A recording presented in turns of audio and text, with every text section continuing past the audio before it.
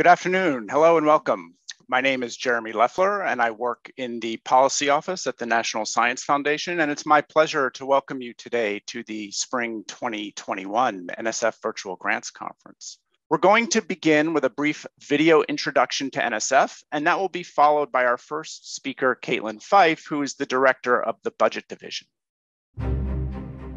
Government has a responsibility to see that our country maintains its position in the advance of science. As a step toward this end, the Congress should complete action on the measure to create a National Science Foundation. For 70 years, NSF investments in people and places have helped build the backbone of America's scientific enterprise. We focus on the large, big questions, big projects. It means taking risks, staying the course, because game-changing breakthroughs don't come quickly. We have seen what we thought was unseeable. We focus on the small, where a single piece of new knowledge can advance an entire field or save a life. We are about exploring the world from the top, the bottom, and everywhere in between. We are about big ideas and bold vision. You see the results everywhere.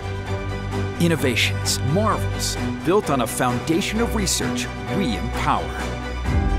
We make the impossible possible. Who are we? We are pioneers, risk takers, visionaries, who stand with the bold at the frontier's edge. And together, we transform the future. We are the National Science Foundation, and this is where discoveries and discoverers begin. Thank you so much for taking the time to join us today. I'm deeply honored to be the 15th director of the National Science Foundation and to work with the amazing people of this agency and the community we support. Over the past 7 decades, the groundbreaking research NSF has funded spans all fields of science, engineering, and STEM education. Whether exploring the depths of the universe or understanding the building blocks of life here on Earth, NSF proudly supports the discoverers who seek to expand knowledge and drive innovation to boost competitiveness and prosperity for our nation.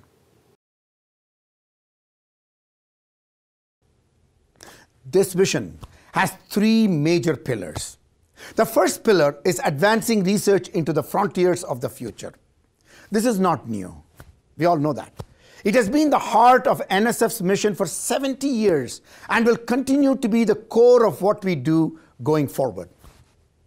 The second pillar is ensuring accessibility and inclusivity in STEM fields. This is an exceedingly important priority for me. As I said earlier, we cannot leave talent behind. There is so much untapped talent across the nation that can strengthen the science and engineering community. Every demographic and socioeconomic group and geographical area in the nation has diverse people who are capable of succeeding in STEM and contributing to the research enterprise.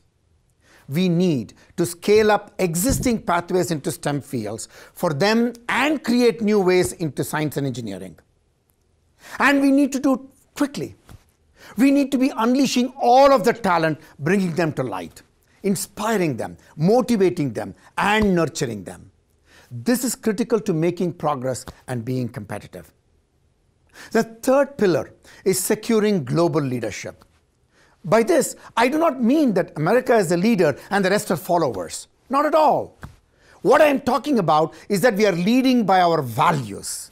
We are leading by our aspirations and in how we conduct ourselves in terms of openness, transparency, research integrity, and reciprocity, and more. We will work with any and all like-minded partners that share our values and share our commitment to advancing scientific progress. We will work with them to strengthen at speed and scale. The foundation for all of these pillars is partnerships. And here we are looking at partnerships very broadly. We are looking at not only how NSF can create partnerships, but also how we can foster environments where partnerships thrive because they are powerful ways to scale up research. All of this relies on a mindset of innovation. You can find the innovative spirit throughout the entire research community, and it permeates NSF. And by sharing this mindset, we can inspire innovation across our nation. Thank you for all that you do to support the mission of NSF and the science enterprise in the United States. I know together we will continue to do great things.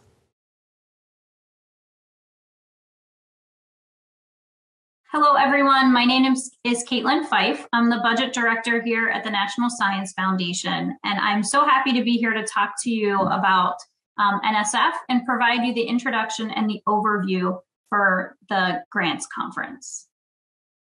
We're going to cover a few topics today, including the origins of NSF, some information about our organization, our budget, as well as funding trends, and I'm going to be providing some links to key documents that you'll be able to access even after this presentation is over. And we will have questions at the end of this session, so you can either enter some questions into the chat or save them for that session at the end of my presentation. Inspired by advances in science and technology that occurred as a result of World War II, NSF was established by the U.S. Congress in the National Science Foundation Act of 1950. NSF was created in 1950, over 70 years ago, with the mission to promote the progress of science and advance the national health, prosperity, and welfare, and to secure the national defense.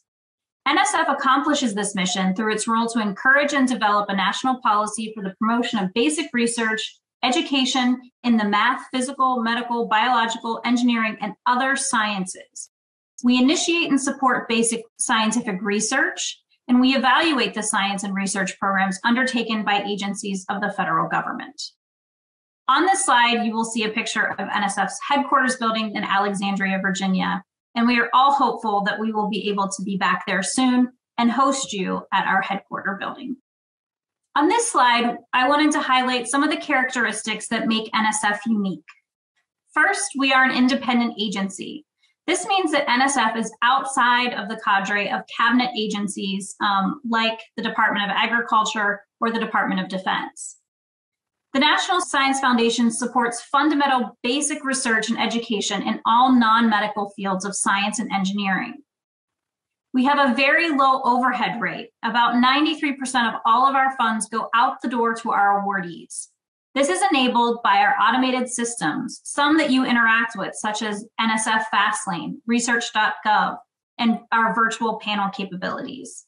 We have a discipline-based structure like colleges and universities. And an important aspect of NSF is our use of rotators, in particular, our IPAs.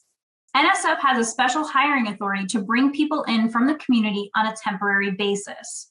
This is an important characteristic of NSF as it keeps us connected to the communities that we serve, which has proven all the more important as we all endure the impacts of the pandemic. NSF's governance structure is important to note. We have the National Science Board, which is a 24-member board that is part of us being an independent agency. In addition, we have the director, who also serves as a member of the National Science Board. Vannevar Bush was the spiritual father of NSF and of federal funding for basic research. In 1945, he issued a report called Science, the Endless Frontier, which spurred the creation of a system of public support for university research that endures to this day. There's a statue of him at NSF outside of the director's office, and a 3D print of his statue in the archives of the Smithsonian.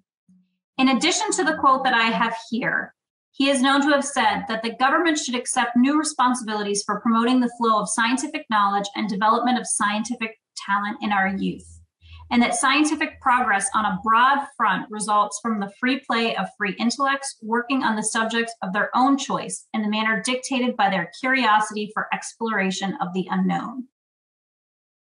These words are still felt today at NSF as folks are very committed to ensuring that curiosity-driven research has a place at NSF and is supported by our resources.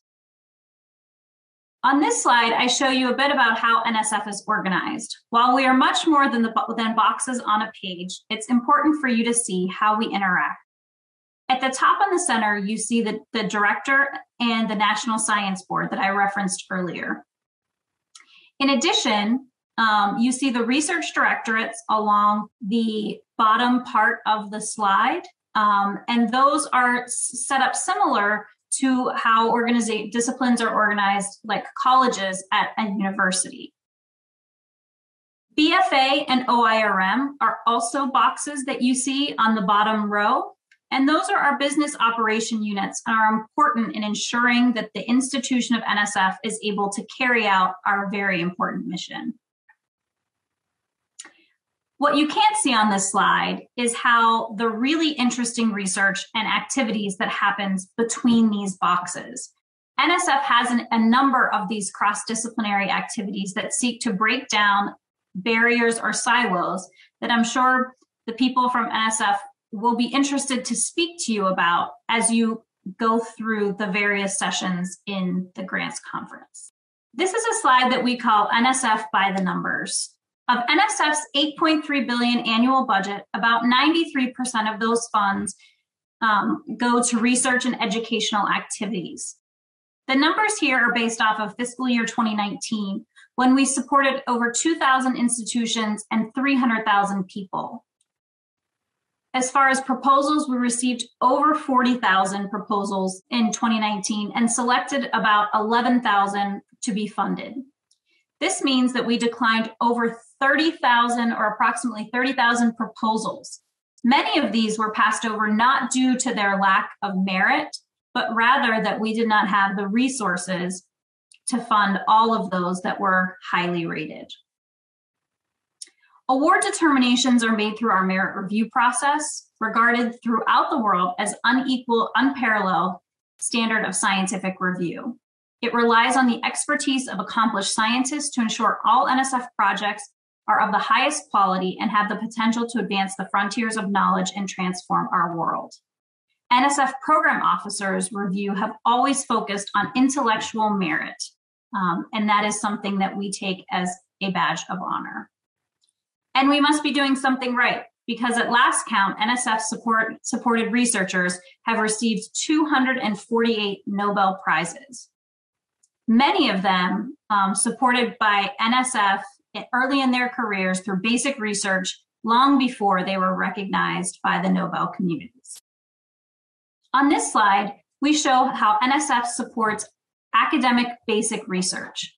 Only basic research, not applied research at academic institutions through federal funds. And what you can see is NSF is a major federal funding source for our academic basic research. Many government organizations work to ensure that the U.S. leads in research and innovation. We partner with many of them on research initiatives.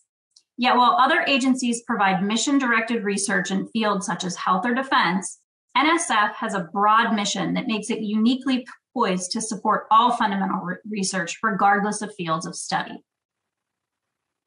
NSF is the major funder of universities in many critical fields, ensuring that the vital research in these areas contribute to increasing the nation's leadership. The most detailed document on NSF's budget is issued each year alongside the President's budget request in the form of our congressional justifications. This 400-plus page document can be found on our website and allows the public to drill into the details of a given discipline or program. I will be providing the link to the most recent budget documents at the end of my presentation. What I have here is that NSF, at our most recent 2021 enacted budget provided by Congress, is at nearly $8.5 billion. This is continued growth that the agency has experienced year over year. Each of NSF's 6 appropriations accounts are listed with the most recent year's amounts on this slide. In general, the R&RA and EHR accounts primarily fund NSF's grants and cooperative agreements. EHR is also the place that funds many of our scholarships and training programs. The Major Research Equipment and Facilities Construction account funds the construction of activities like telescopes, research ships, and gravitational wave detectors. The Agency Operations and Award Management Funds support NSF staff salaries and other operational costs such as rent.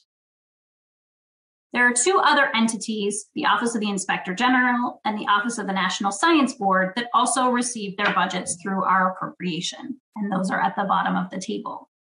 Again, you can see comparing 2021 to the 2020 plan that NSF continues to get the support of Congress, demonstrated through increased appropriation resources.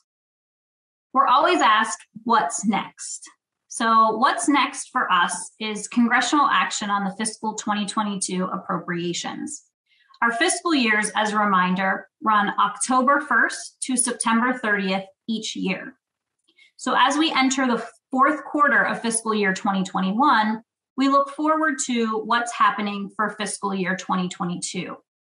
Our director, Dr. Panchanathan, has appeared in front of the appropriations committees on our fiscal year 2022 request in last month. We are working to finalize the details of the 2020 budget request to Congress and hope that that will be available for you to take a look at soon. Now, what happens at the beginning of the fiscal year is still yet to be known. As some of you might be aware, often when we don't have our appropriations ready at the beginning of October 1, we operate under what's called a continuing resolution. This slide shows the history of how many days after the start of a fiscal year of that appropriation for when NSF has received its enacted amounts. Since 1991, only twice has that happened before the fiscal year has started. What's the point? The point is to say that it is more often the case that NSF begins a fiscal year with a bit of uncertainty until we have a full year appropriation. While we're hopeful that Congress will complete their work by October 1st for fiscal year 2022, we are well practiced in being able to navigate the period of uncertainty until we have our full year appropriation. So what does all of this mean? Now that we've talked about the money, what are your chances of getting funded? This slide shows the success rates for research grant awards in fiscal year 2020 was 28%. This has been increasing since over the last several years. I do want to point out that what I'm presenting here is the NSF rate overall. And these rates do vary by directorate and by program. But overall, you will see that NSF, as we have received additional funding, has been able to increase our funding rate. The NSF award portfolio reflects the activities over multiple years provided either in standard or continuing awards. So while we get an annual budget of about $8 billion a year, we have active awards that cross multiple fiscal years. In fact, we have about $28 billion in total award funding that is currently active today. And you will see, again, by the numbers, how that breaks down. The blue box on the right-hand side of the slide shows the activity that NSF engages in with our grantees throughout the award lifecycle. As promised, here's the list of additional resources that you might want to consult to drill down into more about NSF's funding and our profile for the grants that we support, and get some additional detail on the information by directorate and program. And with that, I will again leave you with some more resources about where to get some of your questions asked. But in the meantime, let's turn it over to the question and answer session and see what's on your minds. Thank you. Okay, thank you very much. We unfortunately were not able to be joined by Caitlyn for the Q&A session, but I am joined by a number of my other colleagues here, and I'll ask them if they can turn on their video. I'm joined by Jamie French and by Dale Bell and by Chantel Sabis from NSF. And we have just a few questions that have come in, but we're going to go through them and hopefully we can answer these for you. If you do have questions that you think of while we're speaking and answering these, please send them along. So the first question is, what is the best way to stay up to date with calls for proposals? And there are a number of ways to do that. One of the best ways to do that is to sign up to receive alerts from NSF. You can go to our homepage. If you scroll down on nsf.gov, you'll see an icon for an envelope. And if you click on that, you can sign up to receive either daily or a digest version of information from NSF, and you can self-select it. So if you're only interested, for example, in programs from the biological sciences, you can select that and you'll only receive that information. A lot of funding opportunities that are put out by NSF are put out annually and they're renewed annually. So you want to always make sure you're looking at the right one and the most current one. So that's one way to do that. The next question that I see is that there are several bills in Congress right now that will raise NSF funding. Do you think this will increase the funding rates of current directorates, or will these bills be used to create separate directorates at NSF? And so I'll turn that one over to Chantel to answer. Thanks, Jeremy. So yes, our 22 budget request actually was just rolled out recently on May 28th. And it is asking for quite a significant increase for NSF. So if you look at our budget request, our funding rate overall for NSF, just looking at as Caitlyn presented in her presentation, looking at the NSF funding rate, it is 28% still. The number of awards are increasing, but we're also estimating that the number of research grant proposals that are submitted to NSF will also go up. So we're estimating that the funding rate is going to stay level at 28%, which is the equal to the 2020 actual level. But what we are also estimating is that the average annualized award amount is going to increase. So while the funding rate we're estimating the funding rate to stay level, the average annualized award amount is looking like it's going to go up. And as Caitlyn said in her presentation, this does vary from directorate to directorate and also from program to program. Thank you. Anybody else want to chime in on that before we move on? Okay. So we're getting a number of questions asking us about funding rates and percentage of proposals from that, for example, that work across directorates and other programs within directorates.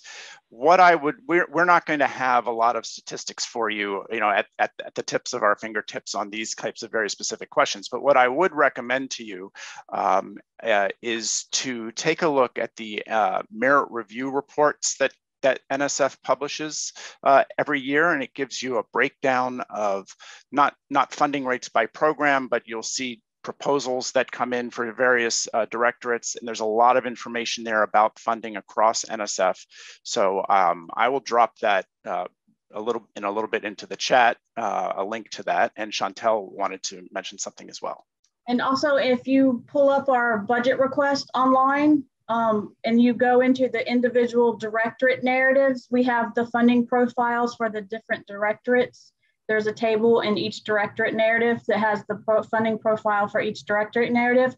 So I saw that there was the question for the SBE funding profile. So I can give you the actual for SBE. The research grant funding rate for SBE was 24% in the 2020 actual. So if, like I said, there's a table that gives you that information. So if you pull up the NSF budget request, which is on our website, you can pull up the different narratives and find that table and pull up the information for each of the research directorates. Thank you. We have a question asking us, with so many competitive proposals, how do you end up selecting the 20 or so % that you end up funding? And what I would recommend to you is to come to our session on the merit review process, which will be happening tomorrow, and you'll get a detailed overview of how those decisions are made, what the review process entails, and how decisions are made by NSF. So please come to the merit review session tomorrow. A lot of folks are asking us if the slides will be available and if the recordings will be made available, and yes, they will. They'll be made available on the Policy Office Outreach website. Let's see. Let's see. Questions are really starting to roll in here. We have a question asking, do you fund for-profit companies doing basic research in advanced fields? Yes, we do fund for-profit companies. We also partner with for-profit companies to make awards to the research community. So there's a lot of partnerships going on. What you want to make sure is that when you see a funding opportunity, you want to check the eligibility requirements for that specific funding opportunity, because it could be that it's restricted to certain types of organizations. There will be cases where for-profit or nonprofit organizations are not eligible to submit to a given program. So you always want to be able to look at the eligibility for a given program. Do you have funding opportunities for foreign institutions? Can they collaborate as partners? NSF does not normally fund foreign organizations directly. What we expect is if there's a partnership that the U.S. will fund the U.S. side of the program, and the foreign organization will be funded by a foreign entity or government or other organization. But we do have partnerships with foreign organizations and with other foreign agencies. What you can have foreign organizations as a subaward to a research grant that you may have received.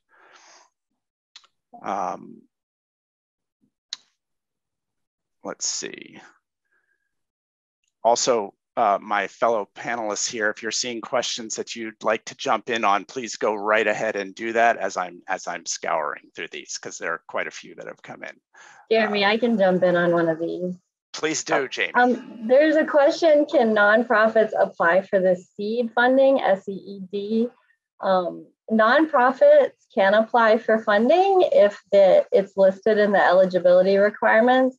If you're talking about America's Seed Fund, that's specifically our small business innovation research program. So those are for small businesses. Okay. And we have a question asking us if there's a deadline to submit a proposal, or is it open any time of year? And the answer to that is it varies. You really need to look at the individual programs. Many of them do have deadlines, and so you need to submit your proposal by 5 p.m. The submitter's local time. We do not accept them after the deadline, except in extenuating circumstances. But there are also programs that do accept proposals at any time. So it's really dependent on the program itself. We have a question asking us the average amount of money awarded for a grant. I can take that one. In general, it's around 300,000, but it can vary widely based on the solicitation and the amount of funding designated for a particular program. Okay, and we have a question, can non-academic nonprofits apply for SBIR, STTR funding? That may be something you need to look at the program solicitation for. I'm not sure if we have the expertise here on the panel to answer that one. In general, SBIR funding is for-profit small businesses. Somebody is asking us if the GOLI program is still valid. GOLI is the grant opportunity for academic liaison with industry. And yes, the GOLI program is alive and well at NSF. What I would mention to you is to go to the Proposal and Award Policies and Procedures Guide, and it will give you all of the instructions for how to submit a GOLI proposal to NSF. We're also being asked to repeat where we can get notification of awards on the NSF website. I didn't mention awards, but I'll repeat what I said earlier, that if you scroll down on nsf.gov to the Follow Us section and click on the yellow envelope circle, you'll be able to sign up for information about funding opportunities. If you're interested in awards that NSF has made, there is a great resource online on the NSF website called the NSF Award Search, and you can search for awards that have already been made in your area, and which would be very helpful when you're putting your proposal together. There is another source. Go ahead, Dave. There's another source as well. USAspending.gov has some of that same functionality. It also includes portfolios from across the government. So if you wanted to see if DOE was funding something, or Interior, or NIH, you can use that as well. USAspending.gov. Great. I was going to jump in and answer the question: is the COVID-19 pandemic influencing any working schedule at NSF, especially for panels that don't have deadlines? No, we are running panels virtually at pretty much the same schedule. We were running them live. So all NSF employees have been working virtually, and we haven't seen any impact on our ability to conduct panels. Okay, we have somebody asking us if it's too late to apply this quarter. So again, you really need to look at the funding opportunity to determine if you know when the deadline is. We receive proposals throughout the year, and it's just dependent on the program itself as to when you must have your proposal submitted.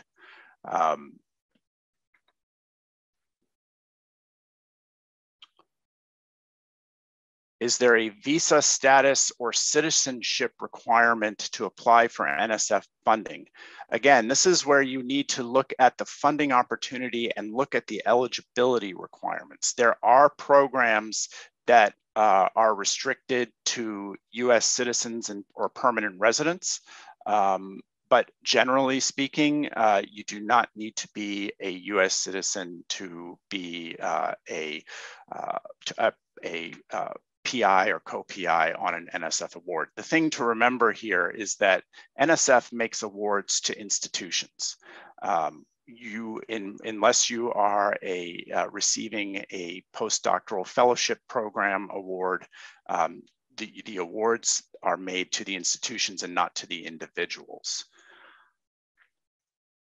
There's a question about how can someone be part of the NSF panel as a reviewer. That's a great question. NSF is always looking for individuals to serve on panels.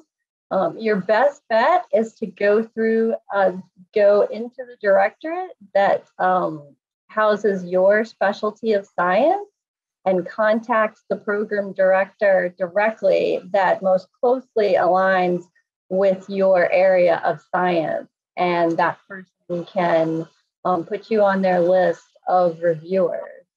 There may be some other ways to do that, Jeremy, if you know. That sounds to be like the most appropriate thing to do. Can an investigator be from a non-US institution? Yes, they can. As I mentioned earlier, unless there is a requirement in the program solicitation that restricts who can be a PI or co-PI, NSF does not generally make that have that restriction. Is there a plan to release a new version of the PAP guide this year or next year? The PAP guide is the Proposal and Award Policies and Procedures Guide. It's the document that governs all of the requirements for preparing a proposal to NSF and also managing your awards after you receive an award from NSF. We generally release a new PAP guide every year. What we've done this year is we've changed the timing of when PAP guide is released. So within the next weeks, you should see a new PAP guide that will go into effect at some point in October. Typically, what we've done is we've issued PAP guides in October and they go into effect in January, but we're changing that up a little bit. So look for a new one, 22-1, to be coming out soon. Jamie, I see you would like to answer a question about the role of program directors. Yes, there's a question. Could you please clarify what is the role of the program directors? What form of engagement can the applicant expect to receive from them? The PI or the co-PI on a proposal could expect to see feedback if they would answer questions for you before you submit the proposal. If your proposal is not awarded, they will provide feedback to you on your declined proposal. If you receive an award, they will be reviewing your progress reports. So they may have questions regarding what you've submitted on your progress reports. They will also be working with you during the course of your award if any changes to the award need to be approved, such as changes to PI, co-PI, extensions of the performance period, changes in scope. So they're definitely the person that applicants and awardees, PIs and co-PIs, want to keep in touch with on each of their awards.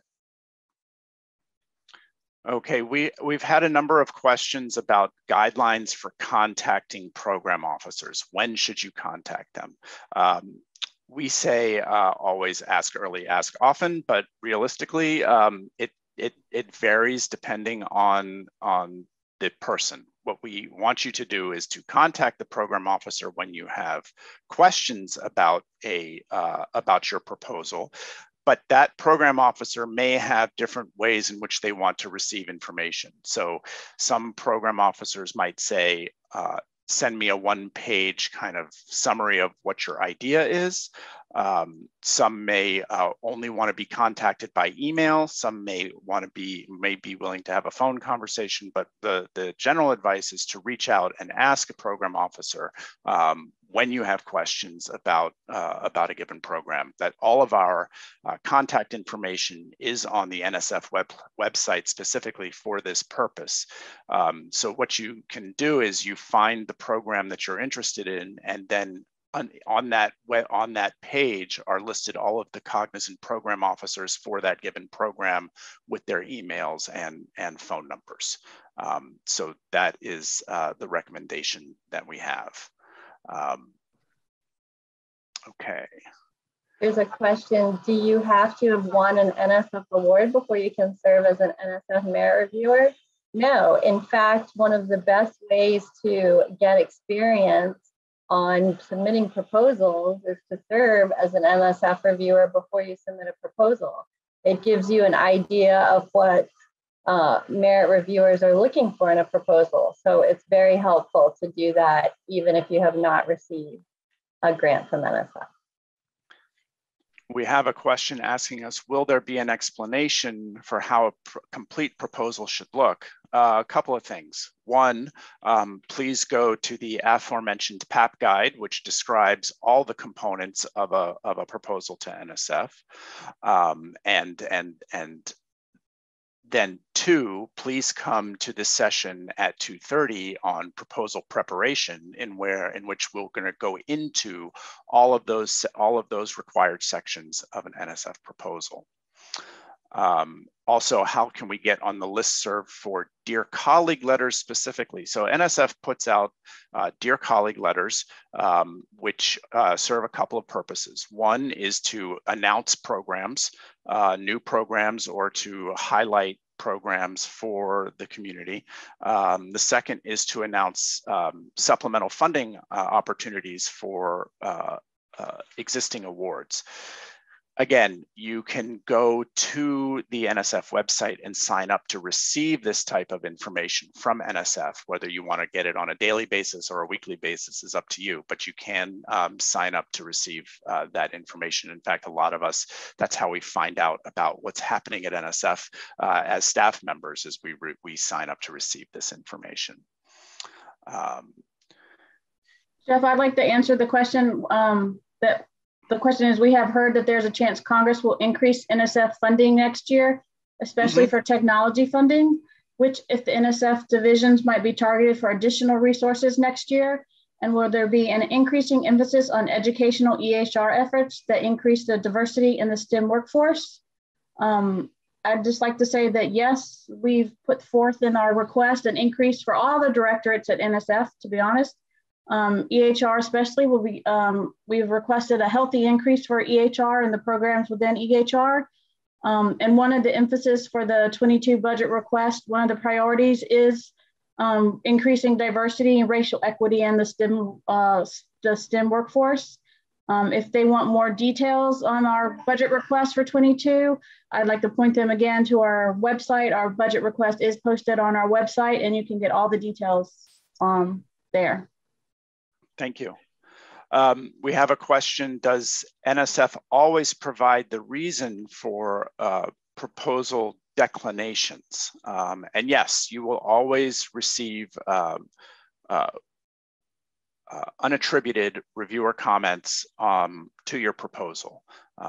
And what I would suggest again is to come to the merit review session, because we're going to go into great detail about what the role of the panel, whether it's being reviewed by a panel or whether you've had an ad hoc review of your proposal, or maybe it's been a combination of the two. But we're also going to go into what you receive if your proposal is declined and how you can then use that to improve your subsequent submissions to NSF. We have a question asking us about the career program, the NSF career program for early stage investigators. Who is eligible and how does that program work in general? I'm not going to go into the great details here because we have a session on the career program later this week. So please look at the agenda. We have a program officer who will be speaking and answering questions about the career program. Somebody saying that they've applied to be a reviewer on several occasions and have never heard anything back. What should I do? Do we have some recommendations from the panel for this person? Yes, I would say that it's possible that the person you contacted has rotated out of NSF. So I would want to go back, circle back with that person or find the person that has taken that portfolio. You can also expand to other areas of science that you may have experience in that aren't the primary area. So that would be another way to get your name in front of program officers who might want to use you as a reviewer. And I can follow up with another question. If the PI changes institution, does the grant go with them to the new institution or does it stay with the institution where it is awarded? We also have a session on grants management, grants administration. So we'll be covering questions, post-award questions like this in that session. But the quick answer is it depends. As Jeremy mentioned, the award is made to the institution. So the institution can agree to transfer it to another institution, or they can nominate another PI that's acceptable to the program officer, or they can choose to mutually terminate the award. So it depends. Generally, they do allow it to transfer to another institution, but there's no guarantee of that. Thank you, Jamie. somebody mentioning that they were unable to register for the proposal preparation session, which may be closed because of it to capacity. However, we are live streaming all of these sessions on YouTube, and if you certainly be able to watch the presentation, you just won't be able to ask questions that way. But if you go to the conference website, you'll see a button for the YouTube live stream, and you'll be able to watch it, all of the sessions that way. There's one here that's asking about if the budget request also tells if there's suggested limits for direct research costs for the full proposal for SBE. And then they were interested in the CN and PAC sections. So the budget request isn't going to go into that kind of detail. So those kinds of details are going to be in the solicitation for the program you're interested in, or the program description that's going to be on our websites. Okay, had a question asking us if there was a specific reason or number of reasons for changing the PAP guide release and effective date this year. We wanted to move to coincide with the beginning, of our fiscal year. So that was one of the reasons for doing that. And so that's going to be the cycle going forward from now on. We answered the question about PIs changing their institutions, I believe. I'm sorry, Dale, did you want to chime in with something? No, just that Office of Management and Budget wanted to make sure that we were doing everything possible to implement the new uniform guidance requirements. So one of the things we said we would do is accelerate our PAPPG issuance to move out on that. Jeremy's correct, of course, that we really want to make sure it's aligned with our overall processes, and that fiscal year seemed to make the most sense. Question about how to decide which program director to reach out to. So this is a good question. One of the things to know about NSF is that we have an ever-changing staff, because a lot of our program directors are what we call rotators. So they come to NSF from 1 to 3 years from an institution, and then they work on a program or programs at NSF, and then they go back to their home institutions. And we've taken advantage of their knowledge here at NSF to help move the science forward. What we do is we identify by program the cognizant program officers for that specific program. And a lot of times for larger programs at NSF, you may see that there's an email alias as opposed to just a single program officer. And this helps manage the workflow and the questions that come in, because that can be quite voluminous. So navigate to the discipline that is most closely aligned with your area of study. Click through to the programs in that specific discipline that align with your interests, and you'll see the program officers that are assigned to those disciplines, and you would want to reach out to them that way. There's a related question, Jeremy, about what percentage of staff, what percentage of rotators and IPAs does NSF rely on? Generally, it's about 40% of our staff at the National Science Foundation, where we bring in rotators that have the latest in their field of science. Okay, here's a question saying, I was told there is a 3-page proposal due before a full proposal is due, and only if invited to submit the full. Where do we find resources to understand this? I want to dispel anything here. There are not programs that have such a 3-page proposal requirement, preliminary proposal. There are programs that have preliminary proposals that are required and go through a review prior to a full proposal being submitted. But again, you want to look at two things. You want to look at the Proposal and Award Policies and Procedures Guide, because there's information in there about preliminary proposals. And then you want to look at the specific funding opportunity, because that will give you additional information in the case where a preliminary proposal may be required.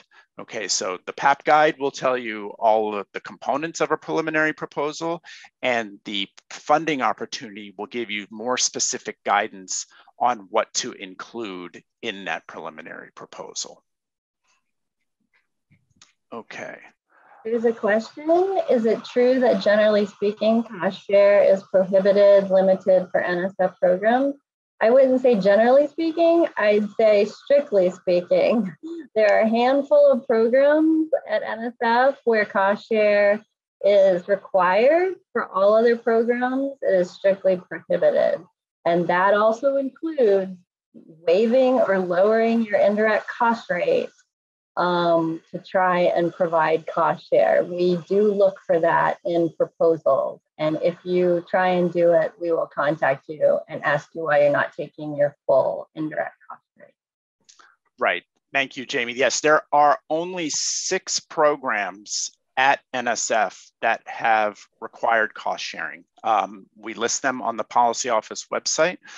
Some of them are done through limiting indirect costs. Others are mandated by Congress.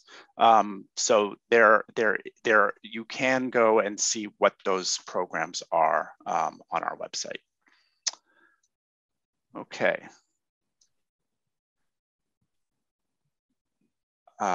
Somebody is asking, what is cost sharing? Jamie, do you want to take that one? Cost sharing is when you, so the simplest definition I can say is that using part of your resources to directly fund costs under the project.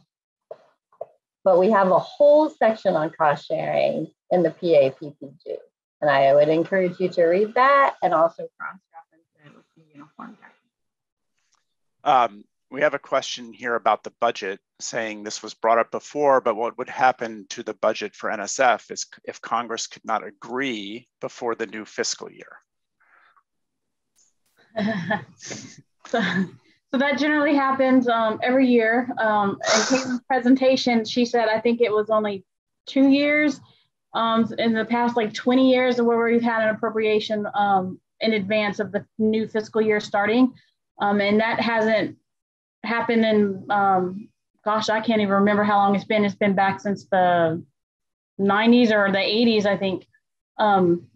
So we usually have a continuing resolution is what we have, and we operate it under a continuing resolution. And if that's not passed, then other things happen, but we usually are under the assumption that it's going to be a continuing resolution. Thank you. Okay. We have a number of questions. A lot of them are similar, and we've answered quite a bit. What I would recommend, we're running out of time for this session. NSF does, on the Policy Office page, we do have frequently asked questions for proposal and award administration. So I'm going to drop this link right now in the chat, and hopefully you'll be able to take a look at that, because a lot of the questions that we've been answering and that you're sending in can be answered in, can be seen in this document that covers everything from proposal preparation to what is required to be submitted in your annual and final project reports that are required to be submitted when you do have an award. So with that, I would like to thank my fellow panelists, Jamie French, Dale Bell, and Chantel Sabas for joining me today. And I want to thank all of you for coming, and hopefully we will see you at a number of other sessions that we'll have later today and later this week. Later today at 2:30 Eastern time, we will have a session covering proposal preparation. And then this afternoon at 4:30 Eastern time, there are 2 sessions. concurrent sessions. So you have to choose which one you want to watch live, and then you can view the other one on YouTube, or once we post the recorded sessions. That the sessions this afternoon will cover the programs in the Directorates for Mathematical and Physical Sciences and the Directorate for Education and Human Resources. So thank you for joining us today, and I hope you have a wonderful rest of the day and week. Thank you all so much.